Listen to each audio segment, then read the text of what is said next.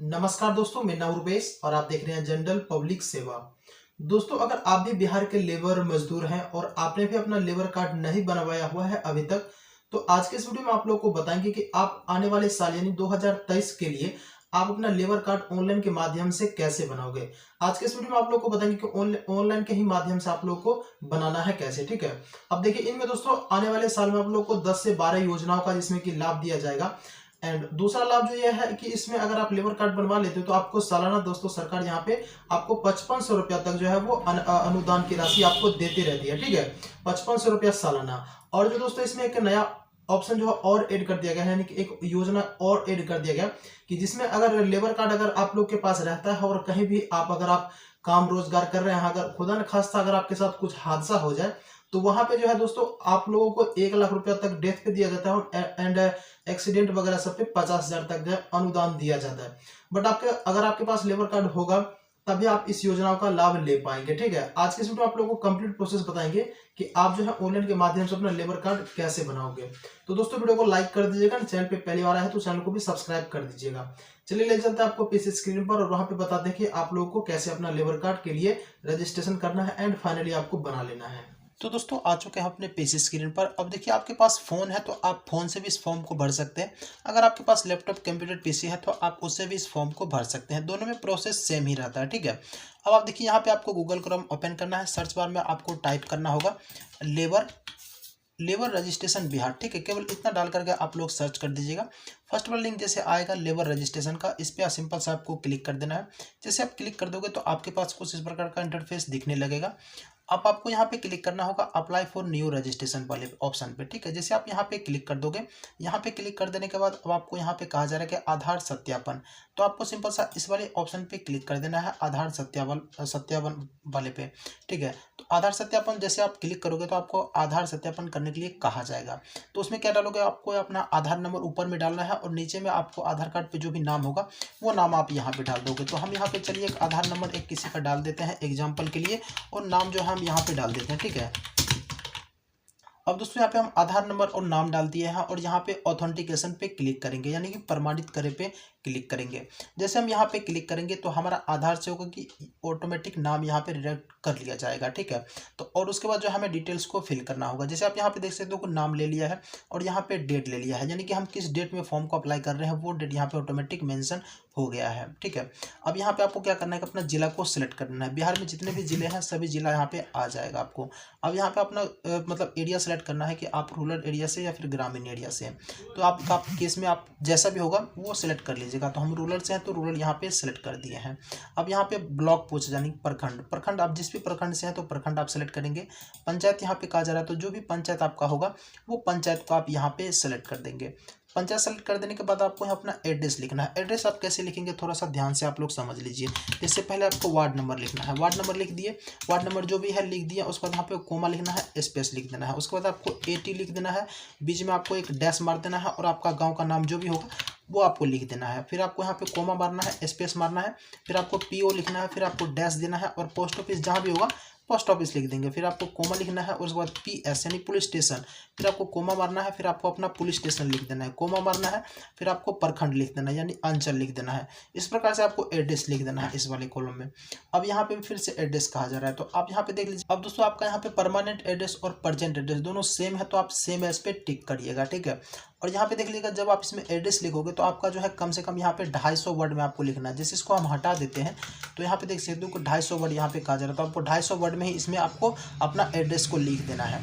अब आपको यहाँ पे फादर और हस्बैंड का नाम कहा जा रहा है। अगर किसी महिला के नाम से आप कर रहे हैं तो उसका हस्बैंड का नाम डालेंगे, अदरवाइज किसी मेल के यानी कि लड़का के नाम से कर रहे हैं तो यहाँ पे उसका फादर का नेम डालेंगे। आपका आधार नंबर ऑटोमेटिक यहाँ पे ले लिया जाएगा। ठीक है, जो अभी आप आधार ऑथेंटिकेशन में डाले हैं। अब आपको पूछ रहा है यहाँ पे कार्य की प्रगति, क्या काम कर रहे हैं आप। ठीक है, तो यहाँ पे जो भी काम कर रहे हैं यहाँ पे आप अपना काम का नाम डाल दीजिएगा कि ये काम हम कर रहे हैं।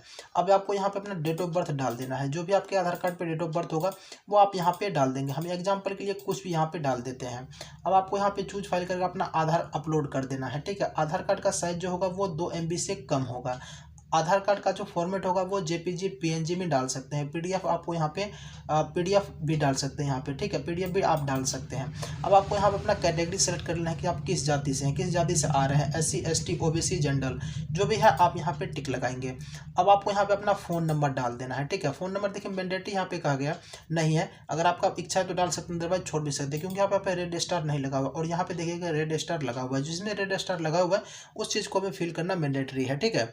तो यहाँ पे हम क्या करेंगे, फ़ोन नंबर एक आपको डाल देना है और यहाँ पे कर्मचारी बीमा संख्या पूछ रहा है। अगर आपके पास ये कार्ड होगा कर्मचारी बीमा कार्ड तो आप यहाँ पे डालिएगा, अदरवाइज इसको छोड़ दीजिएगा, ठीक है। अब आपको यहाँ अपना एजुकेशन पूछा जा रहा है तो आपका एजुकेशन जो भी होगा जहाँ तक पढ़े लिखे हैं तो आप डाल दीजिएगा, ठीक। अब आपको यहाँ पे अपना जेंडर पूछा जा रहा है तो मेल है फीमेल है जो भी है आप यहाँ पे सेलेक्ट करेंगे। अब आपको यहाँ पे अपना मैरिड स्टेटस पूछा जा रहा है तो आप शादीशुदा हैं या फिर नहीं है, तो जैसा भी होंगे आप यहाँ पे डाल दीजिएगा, ठीक है। तो हम यहाँ पे डाल देते हैं अनमैरिड। आपका केस में जैसे भी होगा आप डाल दीजिएगा। अब यहाँ पे पूछ रहा है कि पूर्व नियोजन विवरण, इसको थोड़ा सा सही से समझ लीजिए, आप लोग अच्छा से इसको फिल कर लीजिएगा। यहाँ पे कॉन्ट्रैक्टर लाइसेंस नंबर पूछा जा रहा है, ठीक है। तो यहाँ पे अगर आपने कहीं भी काम किया किसी कंपनी में तो वहाँ पे आपको उसका एक आईडी कार्ड हर जगह पे देता है, तो उसका जो यहाँ पे आपको लाइसेंस नंबर डाल देना है। अब यहाँ पे नियोजक का नाम, मतलब आप किसके अंडर में आप काम कर रहे हैं तो उसका मतलब उस कॉन्ट्रैक्टर का नाम आपको लिख देना है, ठीक है। नियोजक का पता आपने मतलब उस कॉन्ट्रैक्टर का एड्रेस क्या है वो आपको यहाँ पे लिखना। जैसे नियोजक का नाम आप जैसे लिखोगे तो उसका पता आपको यहाँ पे लिख देना है। कार्य की स्थल, किस जगह पे आप काम कर रहे हो वो मतलब जिस जगह पे आप काम करोगे उसका एड्रेस आपको यहाँ पे लिख देना है, ठीक है। अब कार्य की प्रगति पूछा जा रहा है, मतलब क्या काम आप कर रहे हैं वहाँ पे, तो वो आपको यहाँ पे डाल देना है। जो भी काम कर रहे हैं वो डाल देंगे आप लोग यहाँ पे।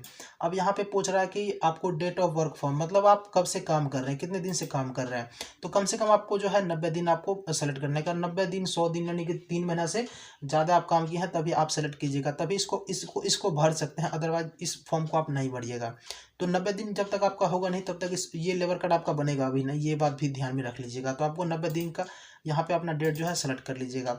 जैसे हम यहाँ पे डेट सेलेक्ट किए हैं सितंबर और यहाँ से जो है ये दिसंबर सेलेक्ट कर लिए हैं, तो अब 6 सितंबर से लेकर के 22 दिसंबर तक में ये दोनों में डिफरेंस कितना है, ये दोनों में डिफरेंस कितना है वो चीज़ आपको यहाँ पे डालना है। सपोज दैट मानिए हम एग्जांपल ले रहे हैं, जो ये दोनों डेट डाले हैं इसमें लगभग जो है 120 दिन होगा, ठीक है। तो हम एग्जांपल ले रहे हैं, दोनों को आप माइनस प्लस करके यहाँ पे उसका जो है कुल अवधि डाल दीजिएगा कि मतलब कितना दिन आपको हुआ है, ठीक है। अब आपको यहाँ पे पूछ रहा है अगर आपके पास नियोजक कार्ड प्रमाण पत्र है तो इसको जो है यहाँ पे आप अपलोड कर सकते हैं, अदरवाइज जो है आप यहाँ पे टिक लगा देंगे घोषणा वाले पे, ठीक है तो इसको अपलोड कीजिएगा, नहीं तो इसको छोड़ दीजिएगा। अब यहाँ पे आ जाने के बाद इसमें आपको सेलेक्ट करना है LEO, ठीक है। LEO मतलब आप होता है कि ब्लॉक लेवल से आप बना रहे हैं, ठीक है, आपको ब्लॉक लेवल सेलेक्ट कर देना है।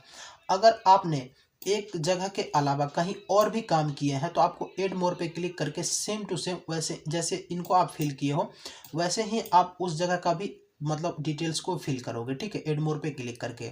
अगर आपने कहीं एक ही जगह पे काम किया तो आपको एक ही मतलब कॉलम को भरना है।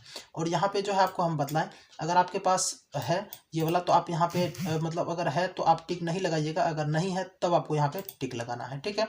अब नीचे में आ जाने के बाद आपको बैंक का विवरण पूछा जा रहा है, तो बैंक विवरण आप डालोगे यहाँ पे, जैसे बैंक का IFSC कोड डालोगे, उसके बाद यहाँ पे बैंक खाता का नाम डालोगे किस बैंक में आपका अकाउंट है, बैंक का ब्रांच यहाँ पे डाल दोगे कि किस ब्रांच में आपका अकाउंट है, बैंक का एड्रेस डालोगे कि बैंक जो है किस जगह पर स्थित है, ठीक है। बैंक खाता का नाम यहाँ पे बैंक अकाउंट नंबर डालोगे इस पहले में, कन्फर्म में फिर से आपको अकाउंट नंबर ही डाल देना है। पासबुक आपको यहाँ पे अपलोड कर देना है, चूज फाइल करके। पासबुक का जो साइज होगा वो 2 MB से कम होगा, इसका फॉर्मेट जो होगा JPG PNG और PDF इसका जो है अपलोड कर सकते हैं, ठीक है। अब यहाँ पे पूछ रहा है कि आपने जो अभी आप लेबर कार्ड बना रहे हैं इससे पहले भी आप लेबर कार्ड के लिए रजिस्ट्रेशन किए हैं या फिर नहीं किए हैं, ठीक है। तो आपको यहाँ पे येस नो में जवाब दे देना है। अब यहाँ पे आपको राशन कार्ड के बारे में पूछ रहा है, आपका पास राशन कार्ड है तो आप यस कीजिए, अदरवाइज नहीं है तो नो पे क्लिक कीजिए।